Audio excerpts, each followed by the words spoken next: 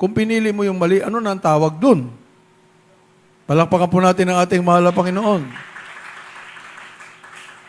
Ikaw na magsabi kung anong tawag sa iyo kapag pinili mo pa yung mali. Diba? Ay minamahal? Oh. Sa banal na kasulatan, Deuteronomy chapter 11, 26 up to 28, amin na mahal. Pumili na rin lang tayo, ay piliin na natin yung mapapakinabangan natin. Piliin na natin yung tayo'y giginhawa. Diba? Amin na mahal. Pipiliin mo yung the best para sa iyo. Dahil gusto naman ng ating mahal na Panginoon the best para sa iyo. Amen? Ang tao lang minsan umaayaw sapagkat mas pinili nilang piliin yung hindi naman nila mapakinabangan. Ating basahin namin ng Deuteronomy 11, 26 to 28. Praise the Lord. Sa aklat ng Deuteronomio, Kapitulo 11, ang talata ay 26 hanggang 28. Sa 26, narito, inilalagay ko sa harap ninyo sa araw na ito ang pagpapala at ang sumpa. Right. Amen. 27. Ang pagpapala kung inyong didinggin ang mga utos ng Panginoon ninyong Diyos na aking inuutos sa inyo sa araw na ito. 28. At ang sumpa kung hindi ninyo didinggin ang mga utos ng Panginoon ninyong Diyos, kundi kayo'y lilihis sa daan ng aking inuutos sa inyo sa araw na ito upang sumunod sa ibang mga Diyos na hindi nyo nangakilala. Praise the Lord. Palakpakan po natin ang ating mahal na Panginoon. I set before you this day blessing and curse. O mamimili tayo ngayon, mamimili anong gusto natin? Pagpapala ba o sumpa? Walang gustong mamili ng sumpa. Amin na mahal, pero ang nakalagay dito, obedience, pagpapala. Yung pagsunod, pagpapala pala yan. Yung disobedience, sumpa. O mamili ka ngayon. Gusto mo nga ng pagpapala, ayaw mo naman sunod, sumpa rin yun. Palakpakan po natin ang ating mahal na Panginoon. Mamili ka ngayon. Amen? Gusto natin ng pagpapala Yung pagpapala, pagsunod Di ba? May minamahal, yung pagpapala, pagsunod Sa lahat ng bagay na sinasabi ng ating mahal na Panginoon, pagsunod. Yung pagpapala. Pero kapag gusto mo, ayaw mong pagpalain. Pero sumusunod ka naman, hindi sumpa ang darating sa iyo. Pagpapala talaga. Dahil hindi magsinungaling ang salita ng mahal na Panginoon. Kahit sabi mo, mahal na Panginoon, okay na po sa aking buhay itong ganito. Kung ano lang po yung tanggapin ko sa iyo, basta susunod lang po sa iyo. Hindi. At sasabihin sa iyo, anak, gusto ko yung the best para sa iyo Amen? Minsan yung very humble kasi ang mga anak ng Diyos, di ba? Tama na po ito, mahal na Panginoon. Nakakaya naman sa iyo mag-demand. Hindi naman tayo nagdi-demand ang ating gagalang-galang mga pastor. Makila naman sa preaching. Hindi na ako makapag-demand, mahal na Panginoon. Sapat na ito. Protektado ang aking pamilya. Araw-araw dama ko ang presensya mo. Nagagamit mo ko sa gawain ng mahal na Panginoon. Sapat na yung mahal na Panginoon. Ang mahal na Panginoon pa naman pag nakita, grabing sumunod ang aking anak. Hindi lang yan nagbibigay ko sa iyo. Si Solomon, sabi niya, mahal na Panginoon. Di ba? Si Solomon, nung siya may init pa sa mahal na Panginoon, mga panahon na yun, sabi niya, mahal na Panginoon, napakalawak nito ang aking pangungunahan na bansa, iyong mga anak.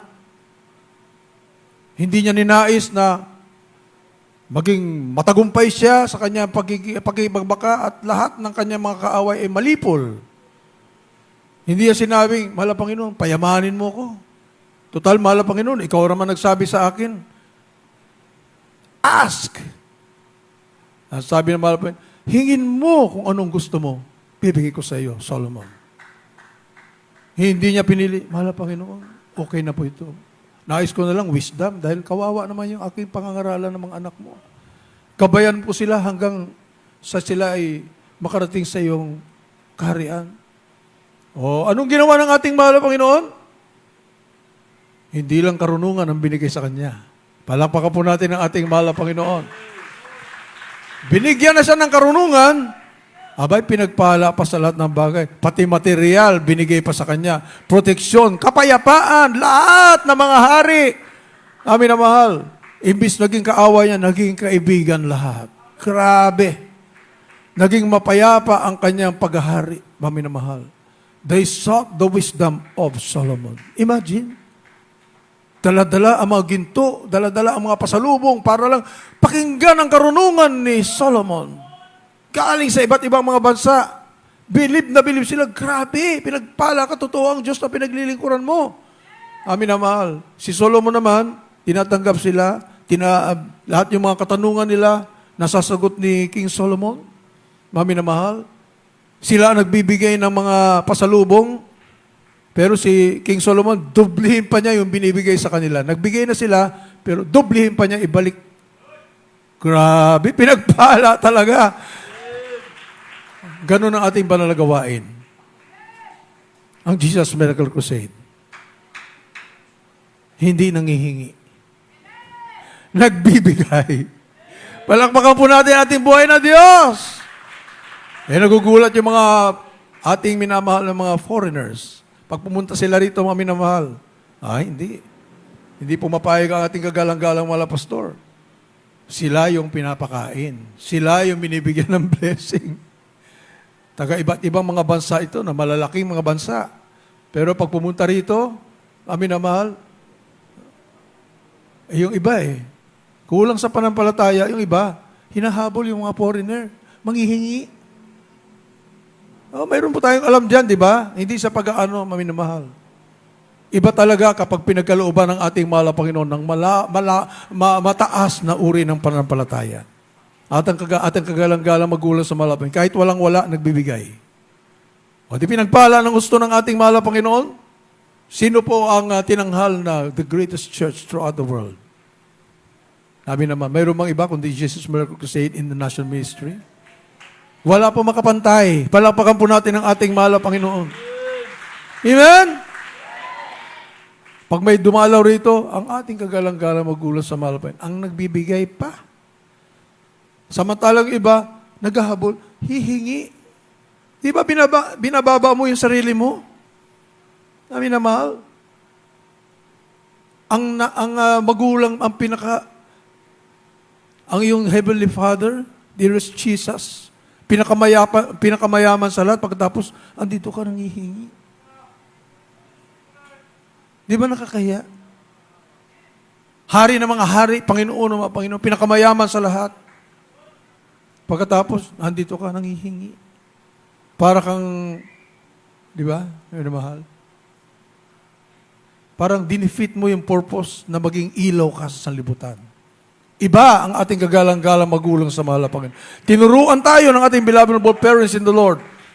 Magbigay ka. Kaya, kahit kami, natutunan po namin, maminamahal. Kung anong madukot natin, maibigay, magbigay. Dahil yun ang ating kagalang-galang magulang sa mahal na Panginoon. Bigay ng bigay ng bigay. Kung sino pwedeng abutan, inaabutan. Kahit wala na pang abot, kung anong mayroon, ibinabalik ng ating mahal na Panginoon maraming beses. Amen? Yung iba, ayaw mabawasan ng kanilang mga, pagpapala, hindi ma-share. Amin naman, maramot. Parang natatakot magbigay. Hindi magkrusada. Dito, pakialam. Walang gastusin. Manalangin sa mahal na Panginoon. May panggastos galing sa langit. Sige lang, ang ating beloved children, ang ating beloved noble parents in the Lord. Diwang mo may namahal. Pag magkrusada, talaga maminamahal. Saan kinukuha ang pagpapala? Ayun, sa langit. Walang katapusan ng pagpapala doon, nakaimbak.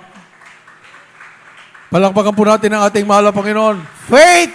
Amen! Pananampalataya! Baka wala nang gastusin kinabukasan. Bakit? Ang mahal na Panginoon ba limitado? Amen?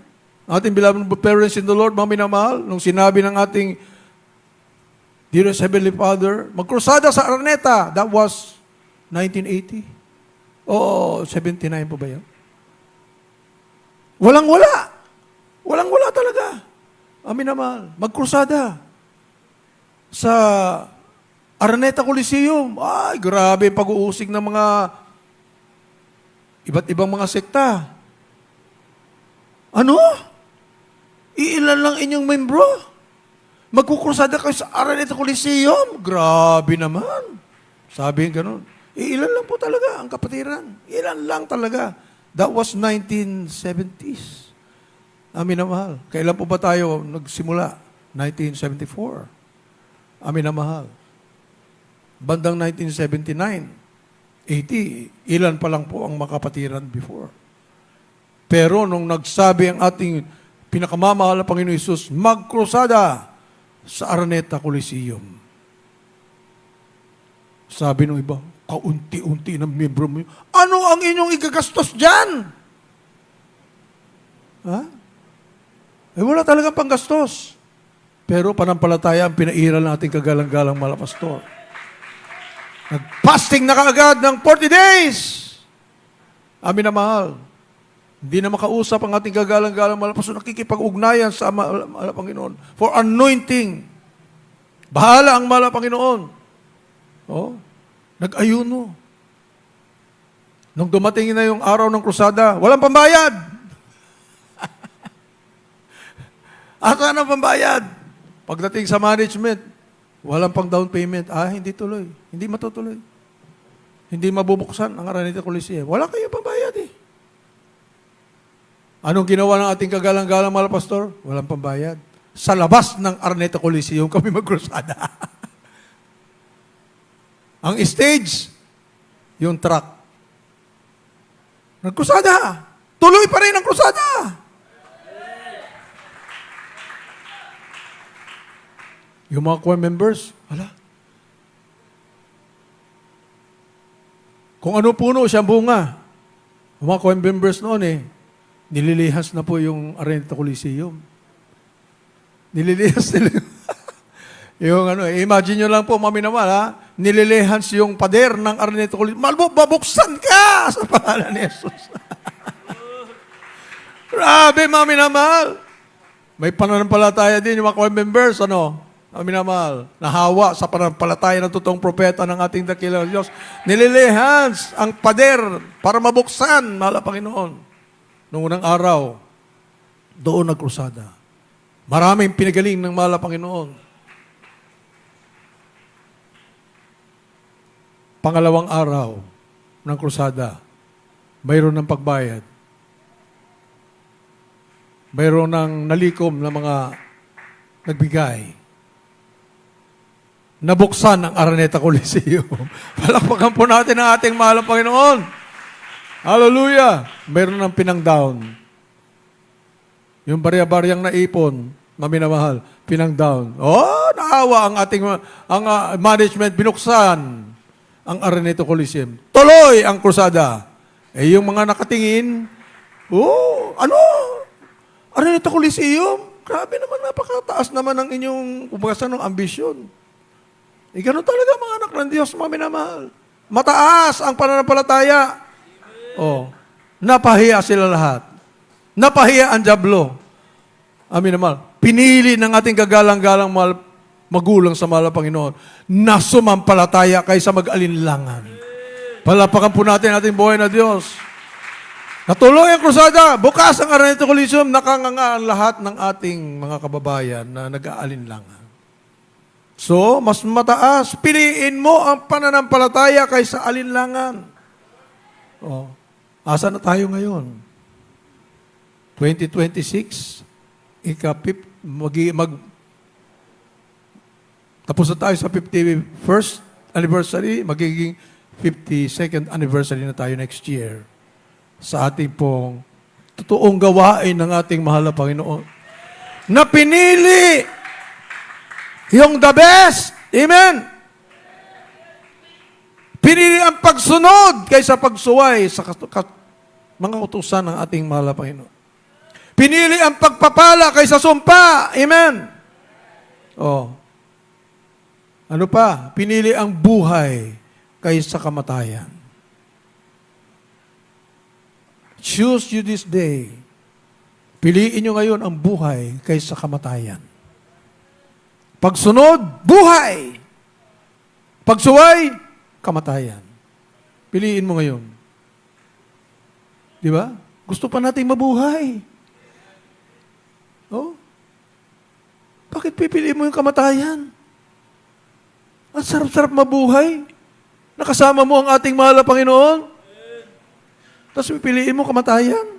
Ano ba yan? Ang kasama sa kamatayan, kalungkutan. Di ba? Negatibo. Piliin mo yung positive kaysa negative. Mabuti kaysa, ano ba yung kabaliktaran ng kabutihan? Kasamaan. Good over evil. Ang piliin mo, good kaysa evil. May choice ka eh. Amen? Amen. Pag inaway ka, anong piliin mo?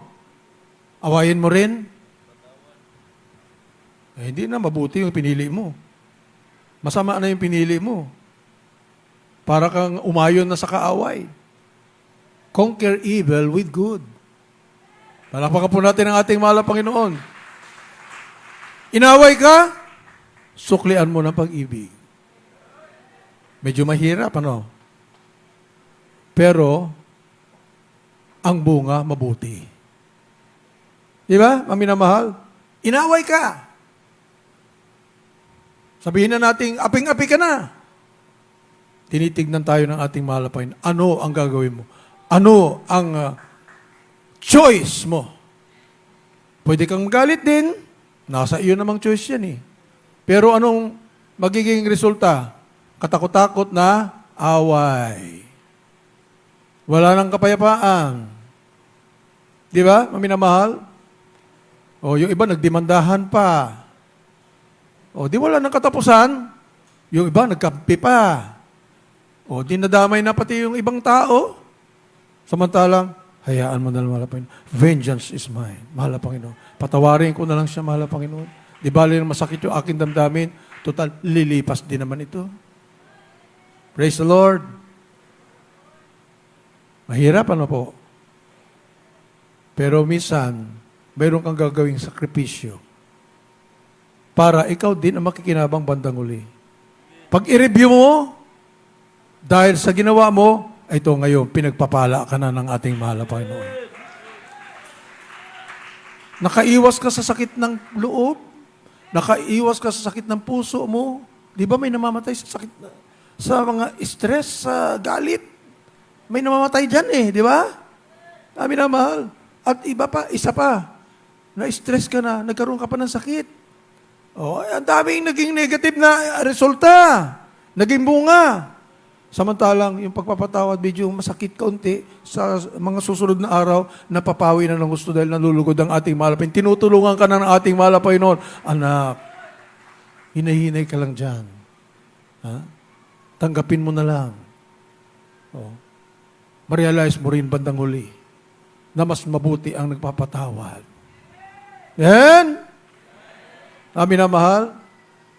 Hindi yung palagi na lang automatic kapag inaway ka, awayin mo rin eh. Palakpakan po natin ang ating mahal na Panginoon. Pag inudyo ka ng kaaway, pag alinlanganan mo yan, di totoo yan. Parang palagi na lang automatic, oo nga no. Eh may choice ka naman. Bakit mo piliin yung hindi ka pwedeng mga tuwiran sa kanya? Sinungaling ka, Diablo. Di ba? Pwede ka naman mga tuwiran. Cast out! Eh, tinuruan nga tayo ng ating beloved brothers in the Lord. Mag-cast out ka. Kapag may nagbulong-bulong sa iyo, may namahal, nalimutan ba natin? 2,000 a day. At least. Kaya nga po tayo magpuri palagi eh. Puri ng puri. Para hindi makapasok yung alinlangan. Di ba, minamahal? Kapag hindi ka nagpupuri, pasok mga alinlangan. Negative. Lahat, puro negative. Bandang uli, bagsak na yung balikat. Hindi pa man dumarating yung lindol, para ka nilindol. Di ba, minamahal? Hindi pa dumarating yung big one, para ka niling, dinatnan ng big one. Eh kahit nga dumating yung biguan, kapag ikaw ay may panampalataya, wala kang problema. Palapakan po natin ating mahal. Amen? Eh kahit hindi pa nga dumadating yung lindol, parang dumating na yung lindol sa iba eh. Bagsak ang balikat. Ano bang kakailangan ipabagsak ng iyong balikat? Andiyan ang salita ng ating mahal na Panginoon. Sumampalataya ka! Piliin mo ang mabuti para sa iyo. Huwag kang makinig sa kaaway ng ating mahal na Panginoon. Dahil hindi mo mapapakinabangan yan. Tingnan nyo, yung mga anak ng Diyos na talagang malusog ang kanilang panampalataya. May problema? Walang problema? Praise the Lord. Eh kahit naman na hindi ka naglilingkod sa Diyos, may problema ka pa rin eh. Di ba, minamahal? Bakit kung kailan ako naglingkod sa datan, sa mahal na Panginoon, saka ako nagkaganito, may problema? Oy, maling katwiran yan ah. Kahit hindi naglilingkod sa Diyos, may problema. Amen? Nasa iyo yan. Paano mo dadalhin yung problema? Eh, may kasama ka, ang ating mahal na Panginoon dyan. Cast all your cares upon the Lord. Ilagak mo sa mahal na Panginoon. Mayroon pang Diyos na ano yung kanta natin, mami na mahal? He will carry you. Oh, mami na mahal, mayroon palang tigabuhat ng ating mga problema eh. Oh, ibigay mo sa ating mahal na Panginoon. Ano gagawin mo? Purihin mo ang mahal na Panginoon. Puri ka ng puri, puri ka ng puri. Dahil alam mo, may gagawing himala ang ating dakilang Diyos. Kaya nga po, Jesus Miracle Crusade. Asan yung malaking logo natin? Mami na mahal. Kaya nga, Jesus Miracle Crusade, Amin na mahal. Kasi milagro ang bibigay sa iyo. Tatak na yan ng Jesus Miracle Crusade. Amen? May milagrong gagawin ng ating mahal na Panginoon. Yung ating kanta, amin na mahal, yung mga kinakanta natin, isa puso po natin yung ating mga kinakanta. Amin na mahal. May gagawin ng mahal na Panginoon mabuting bagay ngayon. Hindi lang ngayon. Bawat minuto, bawat segundo. Hindi yung bukas pa. Eh ngayon na, may ginagawa. Ngayon pa lang, may ginagawa na eh. Ang ating mahal na Panginoon, palapakan po natin ating dakilang Diyos. Bakit makantay ka pa ng bukas? Ngayon na! May ginagawa na ang ating mahal na Panginoon. That's faith. Magpuri ka na sa ating mahal na Panginoon. Huwag ka na mag-isip ng, makapagpalain ako bukas. Kailan pa kaya ako? Pinagpala ka na nga eh. Hindi mo pa nakikita ang pagpapala sa iyo. Di ba, mga mahal? Open your eyes in faith. Wala pa, pero nandyan na. Yun ang panampalataya. Yung to see is to believe, hindi panampalataya yan. Hindi yan ang tinuro ng ating kagalang-galang magulang sa mahal na Panginoon. Para kay pa tayong nagkaroon ng totoong propeta ng ating dakilang Diyos. Totoong mga lingkod ng mahal na Panginoon sa katauhan, beloved parents in the Lord, beloved children. Pagkatapos, puro mga alinlangan yung nasa isip natin. Para kay, mami na mahal. Kaya nga tayo nilagay dito ng mahal na Panginoon. Hindi sa ibang lugar tayo nilagay dahil mapakinabangan mo yung iyong pananampalataya. Siguradong sigurado. Surely, the goodness. Ano ba yung Psalm 23? Amin na mahal? Kapag binabanggit, akala natin, binabanggit-banggit lang natin yung Psalm 23. Sino po nakamemorize ang Psalm 23? Palagay ko walang hindi nakakaalam. Right. Di ba? Ay doon pa lamang sa Psalms 23. Ay nandun na sa iyo lahat eh. Imagine, mami na mahal, isa-isahin mo yung mga bersikulong yan. Napapahaba na yata tayo. Sarap pag-usapan pagtungkol sa salita ng mahal na Panginoon. Kasi sigurado eh. Mabuti sana kung hindi nangyari. Nangyari na nga. Paulit-ulit na nangyayari. Paulit-ulit. Mami na mahal. Walang palya. Grabe, paulit-ulit. The Lord is my shepherd. I shall not want. Pag sinabi mo palang, unang bersikulo palang, mabubuhayan ka ng loob eh. The Lord is my shepherd, I shall not want. Ang mahal na Panginoon ang aking pastor, wala akong pangailangan. Wala pa ng pangailangan eh. Ano palang hinanap? Bakit ganito ang buhay? Alilangan na yan. Amin na mahal. Ang kinin mo na dati, He maketh me to lie down in green pastures. Diba? Andoon ka sa mga damong maluntian, green na green, walang pagkatuyo. Di ba, mga minamahal? He leadeth me beside the still waters. Palaging may tubig. na maiinom. Tubig ng buhay. Ating malapit, bukal ng buhay. He restored my soul. Kapag ikay nanlulupaypay, ibabalik na malapit ng sigla mo. Amen. Oh, He leadeth me in the paths of righteousness. Gagabayan kanya para doon ka sa tamang landas ng katwiran. Para sa kanyang pangalan. Oh, yea, though I walk through the valley of the shadow of death. Talaga naman po, sa mundong ito, medyo may mga salimuot na pangyayari sa ating buhay. I will fear no evil. Hindi ka matatakot sa anumang kasamaan. For thou art with me. Palapakan po natin ang ating mahal na Panginoon. Thy rod and thy staff, they comfort me. Ang kanyang pamatok, ang kanyang paggabay nandyan sa iyo. Oh, thou preparest a table before me in the presence of mine enemies. Mami na mahal, kapag grabe ang mga pag-uusig na sa iyo, ang hinahanda sa iyo ng mahal na Panginoon, isang, kumbaga sa lamesa, mami na mahal, punong-puno ng pagkain para makita ng mga umuusig sa iyo, ay, pinagpala naman siya. Amen? Blessed are you when you are persecuted for righteousness' sake. Pinagpala ka kapag ikay inuusig. Ano ibig sabihin, mami na mahal? Kapag ikay inuusig, patuloy ka lang naglingkod sa ating mahal na Panginoon, ang kasunod niyan, ipapakita sa lahat ng mga umusig sa iyo, iaangat ka ng ating mahal na Panginoon. Tingnan niyo yung ating banal na gawain dito. Palapakan po natin ang ating dakilang Diyos. Inangat ng mahal na Panginoon, lahat namamangha. Amen? O, yung iba, andito na rin. O, amin na mahal, nahahawa. Grabe pala dyan sa Jesus Miracle Crusade. Dyan na rin ako. Pinagpala sila, oh. Oh, sa kanilang pagsunod. Ang sabi po dito, mami na mahal, thou anointest my head with oil, my cup runneth over. Ano ibig sabihin? Umaapaw. Hindi lang basta pagpapala, umaapaw na pagpapala. Palapakan po natin ang ating mahal na Panginoon. Ito, anong binalita natin, beloved Brother Andy, my beloved co-preacher, ordained preacher.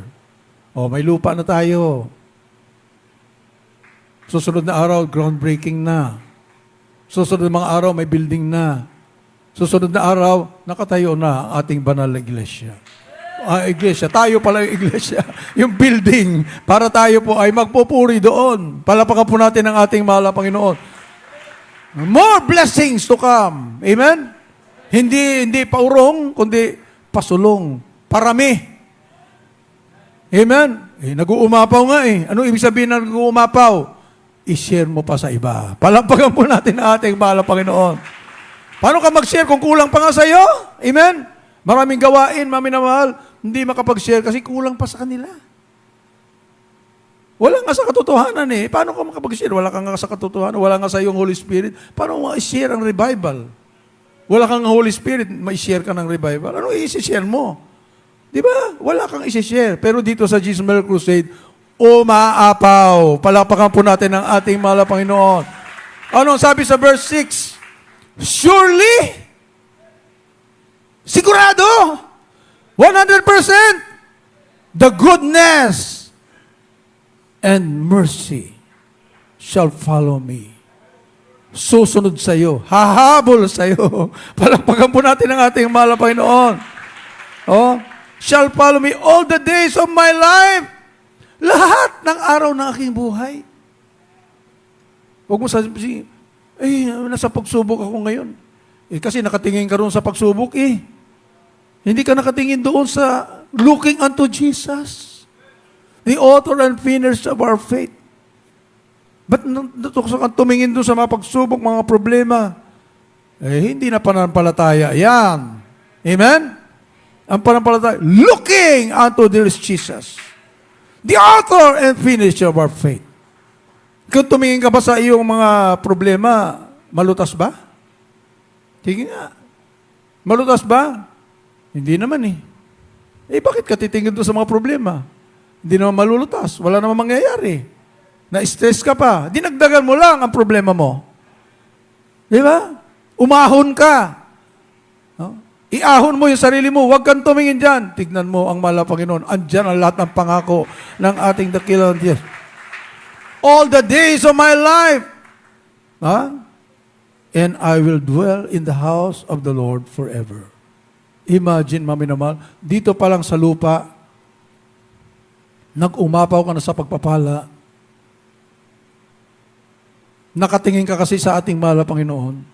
Tapos, anytime pa, tutunog pa yung trompeta, uwi na tayo sa heaven. Palakpakan po natin ang ating mahal na Panginoon.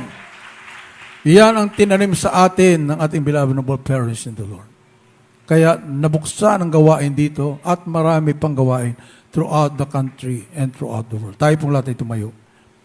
Hallelujah. Habang binibigay ko na po bumanahon sa ating beloved day preacher, Andy Viñas. Hallelujah. Magdalanginan po tayo. Amen? Magpanalanginan po tayo, maminamahal. Hallelujah. Magpalakasan po tayo sa isa't isa. Hallelujah. Pinagpala tayo sa lahat ng pinagpala. Wala na tayong mahiling pa sa mahal na Panginoon. We are so blessed.